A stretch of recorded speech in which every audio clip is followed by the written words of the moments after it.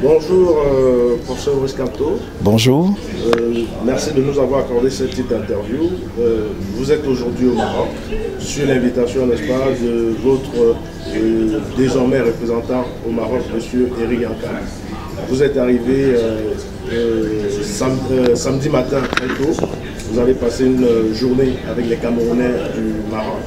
Est-ce que vous pouvez nous dire comme ça, de façon globale, quelles sont vos impressions de ces Camerounais que vous avez rencontrés aujourd'hui au Maroc? D'abord, vous me donnez l'occasion de remercier très chaleureusement, une fois de plus, mes camarades du Maroc, à commencer par le secrétaire de la fédération départementale du MRC du Maroc, M. Éric Yankam.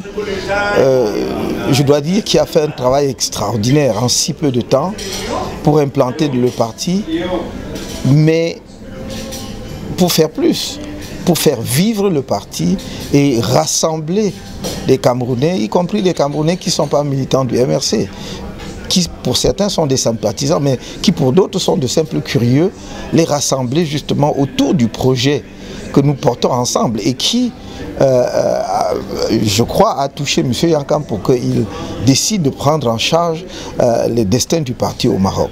Donc je voudrais le remercier une fois de plus, lui-même et l'ensemble de son équipe, ceux qui l'appuient, ceux qui travaillent avec lui et ceux qui ont rendu possible cette rencontre extraordinaire qui s'est déroulée hier avec une participation massive, nombreuse comme vous avez vu. Je peux vous dire, j'ai fait la tournée de plusieurs de nos représentations à l'étranger et pour une branche qui vient de s'implanter, qui est jeune, comme le MRC Maroc, je dois dire que c'est un succès sans précédent et je voudrais les en remercier une fois de plus. Alors, Monsieur le Président, hier vous avez tenu on va dire, un très grand meeting où il y avait vraiment plein de monde. Oui. On va même dire que, comme vous l'avez dit tantôt, c'est aller au-delà même des espérances. Et vous avez souligné qu'en 5 points, vous aurez la possibilité de changer le Cameroun. Je ne vais pas vous demander de réciter les 5 points, je vais juste vous demander, est-ce vrai, monsieur le professeur? Mais c'est absolument vrai, c'est ce que j'appelle les 5 chantiers de la modernisation du pays. Et vous avez vu, vous-même hier, vous avez été témoin de l'attention que le public a porté à l'exposé que j'ai fait de façon détaillée des 5 chantiers. Et je voudrais souligner et insister sur le fait qu'il ne s'agit pas d'un projet qui peut être réalisé par un individu tout seul.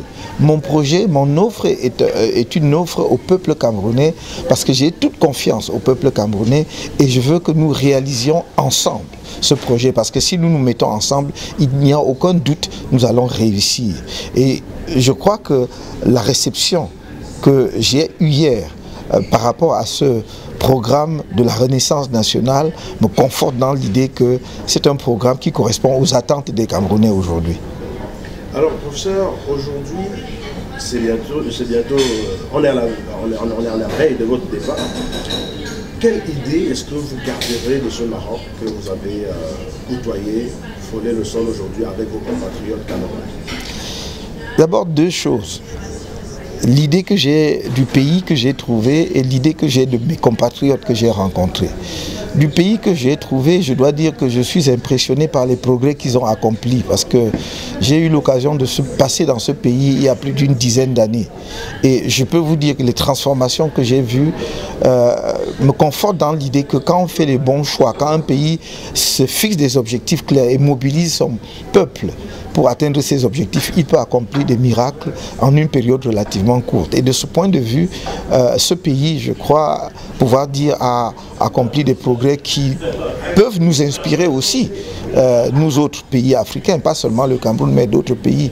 Vous avez vu d'ailleurs leur positionnement sur le plan de la finance, sur le plan de l'industrie, comment ils développent leurs implantations en Afrique subsaharienne aujourd'hui.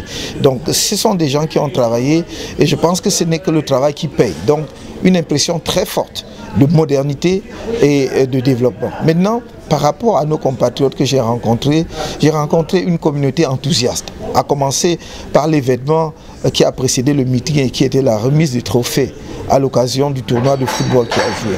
J'ai rencontré un peuple qui n'est pas miné par les divisions que certains veulent animer au Cameroun, qui est organisé pour vivre comme un peuple, comme une population en tout cas originaire d'un même pays qui a un destin commun, même loin de la terre natale. Et je dois ajouter que ce qui m'a frappé, c'est que justement les Camerounais du Maroc sont, d'ailleurs comme les Camerounais de partout ailleurs, sont très attachés à leur pays et à ce qui s'y passe. J'étais particulièrement galvanisé lorsque je leur ai dit si le peuple camerounais me fait l'honneur de faire de moi le prochain président de la République, je viendrai les chercher pour qu'on aille bâtir le pays ensemble. Vous avez vu vous-même leur enthousiasme à cette occasion. Ça veut dire que ce sont des gens qui ont envie de contribuer au développement du pays et ça m'encourage beaucoup. Voilà, professeur, merci de nous avoir accordé ce moment. Nous n'allons pas être longs, on sait qu'il y a beaucoup de sujets qu'on aurait pu aborder, mais nous sommes intéressés simplement sur votre séjour au Maroc. Nous vous remercions de nous avoir fait un point. Et nous espérons, n'est-ce pas, que vous soyez un heureux candidat lors des prochaines élections. Merci. Je vais achever par une dernière question, à savoir, qu'en sera-t-il du pôle MRC au Maroc par rapport à la prochaine présidentielle qui va se tenir en octobre? Mais nous comptons énormément sur, j'allais dire, la fédération départementale du MRC du Maroc, doublement. Parce que c'est une fédération importante par le nombre de Camerounais qui vivent au Maroc. Et nous comptons justement sur nos camarades du Maroc pour les mobiliser à s'inscrire sur les listes électorales, à aller voter et à faire en sorte que leur choix soit respecté. Ça, c'est un point extrêmement important. J'ai dit hier qu'il fallait que les Camerounais de la diaspora votent massivement pour faire peser leur poids, pour faire comprendre justement à ceux qui ont en charge la direction du pays aujourd'hui et demain qu'ils comptent. Et le deuxième aspect, j'allais dire de la raison pour laquelle je compte énormément sur cette diaspora, c'est que je compte sur elle aussi pour appuyer nos efforts sur le terrain. Donc, comme je l'ai dit partout ailleurs, je compte sur les Camerounais pour soutenir financièrement notre campagne. Je compte donc sur mes compatriotes du Maroc également pour apporter leur contribution financière. Merci beaucoup, Président, d'avoir répondu aux questions de la web radio rdumboa.com. Nous vous souhaitons un bon retour au Cameroun. Merci beaucoup.